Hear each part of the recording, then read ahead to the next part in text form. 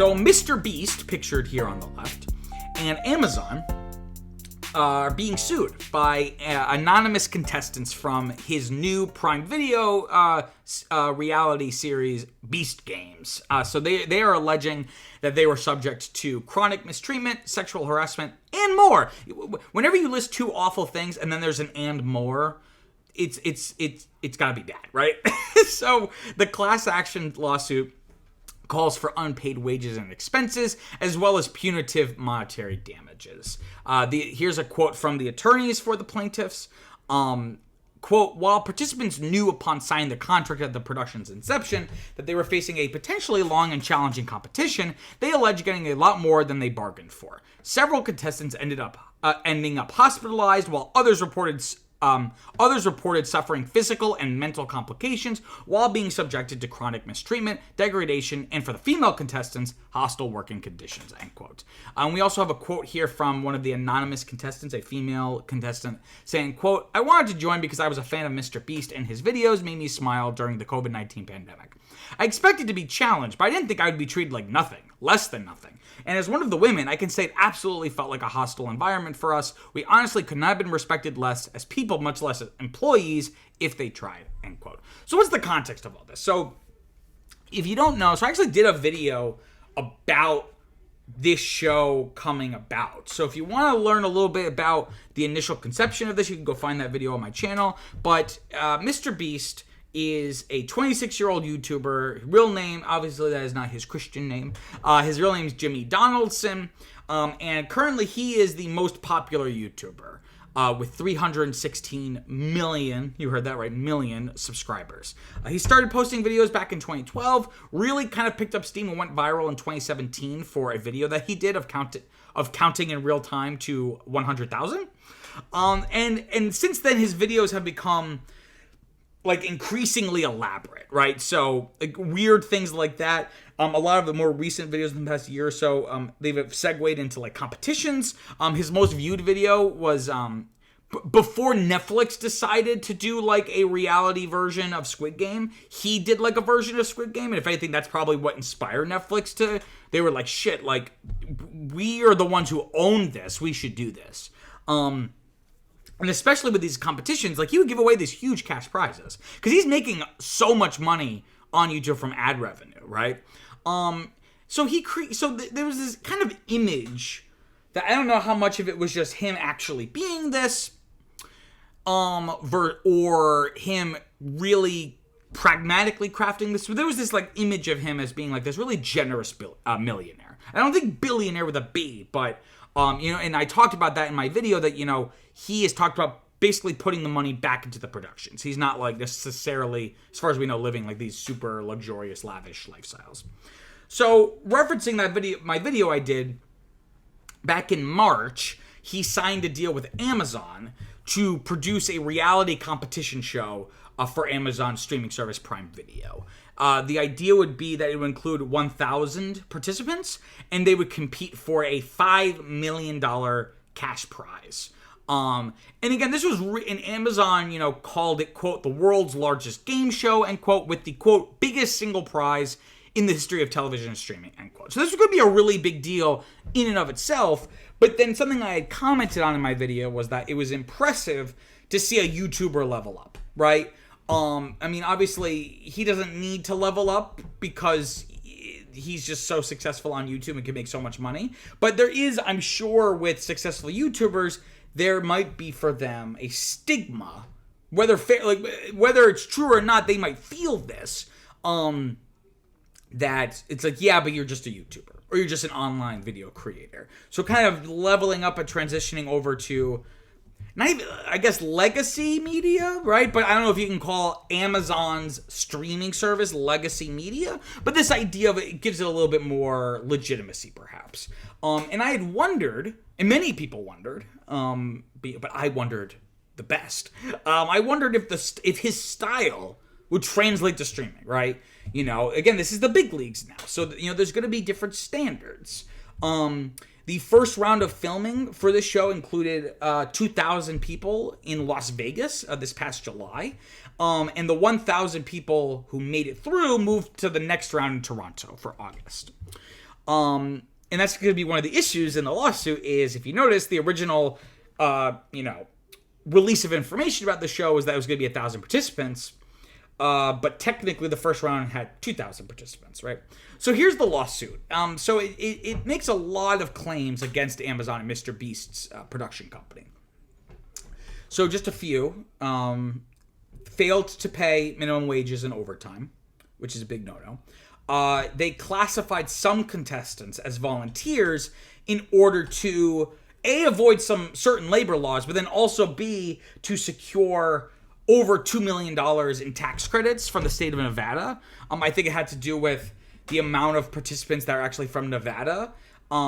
So if they make some of the people who are not from Nevada technically volunteers, then the percentage of Nevada participants goes up, and then they could qualify for this tax credit, right? So that's illegal, right? So that's a problem. They misrepresented the odds. So like I said, there are rules about game shows or competitions, and people signing up thought that their odds were 1 in 1,000. Turns out it was really 1 in 2,000. And the big one that's really getting a lot of attention, rightfully so, is a failure to prevent sexual harassment. From what I was able to read, this isn't necessarily a situation of individual men getting up in women's grill and sexually harassing them, but kind of just creating a culture that was maybe a little uncomfortable for women, which is not to downplay it, right? But, the lawsuit cites instructions from an employee handbook titled, quote unquote, How to Succeed in a MrBeast Production. And here's the quote that every article about this story is referencing from this handbook. And the handbook says, quote, if talent wants to draw, and by talent meaning the contestants, if talent wants to draw a dick on the whiteboard in the video or do something stupid, let them. Really do everything you can to empower the boys. No, it's boys. No, do everything you can to empower the boys when filming and help them make content. Help them be idiots, end quote. So it's not, again, from what I've read, it does not seem like there was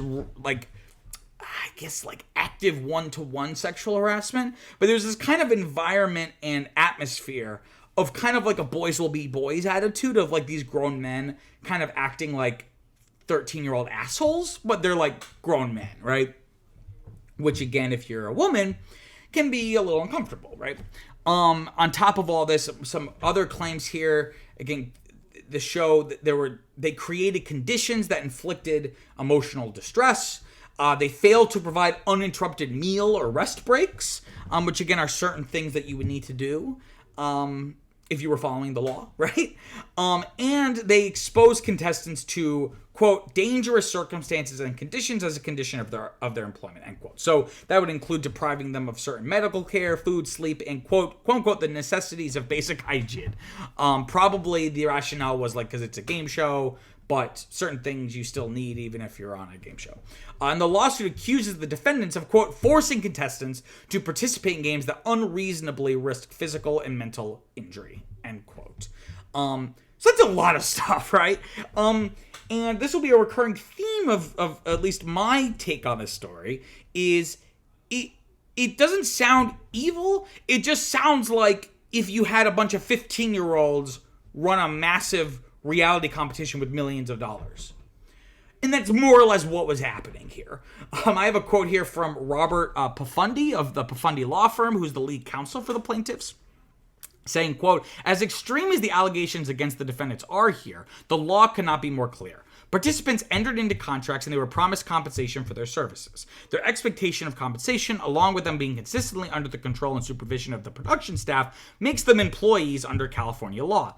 As such, they were entitled to and denied certain protections. And when you add to that the extreme neglect, degradation, harassment, and inhumane conditions, it's quite simply a massive dereliction of duty for which the defendants must and will now be held accountable, end quote. Again, that kind of touching on this idea that, and it's something I want to really hammer home. Maybe I'll put a pin in it, but just want to say now that, we think of people like almost like it's a game, like people on game shows, we think of them as like, oh, they're entering into a competition, so they kind of like, you get what you like signed up for.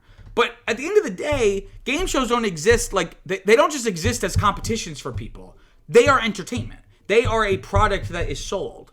So people on a reality, whether it's a competition or just like a reality show, they are performers. And performers in this country have certain rights, especially if you're in a union, which there isn't necessarily one for reality stars, and that's something I'm going to talk about in just a second. But, you know, the fact that they were kind of not given the same protections that any employee would have is disappointing, right? And this is not the first controversy MrBeast has been involved in, even just like this summer. Again, this follows like a whole summer of kind of reports and scandals coming out. So the poor working conditions on this show had already been reported extensively, on top of videos of him as a teenager making sexist and racist remarks during like live streams or videos, whatever, which I don't necessarily like hold that much against him, because, you know, like, teenagers are idiots. It's just more, you know, as you grow, you know, are you improving, or are you kind of doubling down on the shit you did and said, right? And on top of all this, not just with him, but there was someone, I forget their name, but there was someone who was part of like his team. It was a co-host on the channel, and they were accused of grooming, right? Of like sending maybe inappropriate text messages to people underage, right? So there's just all this stuff already brewing over the past couple of months.